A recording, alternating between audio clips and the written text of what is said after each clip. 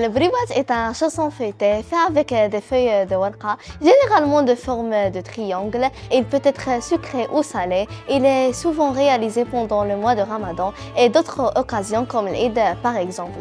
La diffusion des feuilles de warqa est faite par les Ottomans.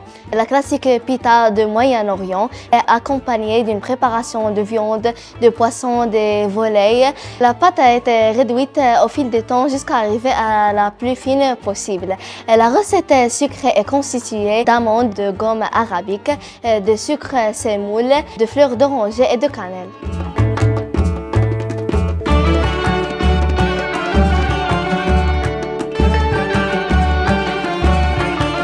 L'origine de l'amande fédérale. Elle viendrait d'Iran pour certains et d'Asie du Sud pour d'autres. Et se serait répandue rapidement en Égypte par les Hébreux et en Europe par les Grecs. Les amandes sont consommées sous plusieurs formes. Concassées, broyées et pâte d'amande. La pâte d'amande est utilisée dans de nombreuses recettes, souvent les pâtisseries. La dôme arabique est issue de l'arabe atracia sénégal qu'on retrouve dans les régions de l'Afrique de l'Ouest. On fait des incisions dans l'écorce de cet arbre puis la fait sécher pour obtenir des cristaux. Elle est surnommée poudre d'or au XVIIIe siècle. C'est la plus connue et la plus ancienne de toutes les dômes.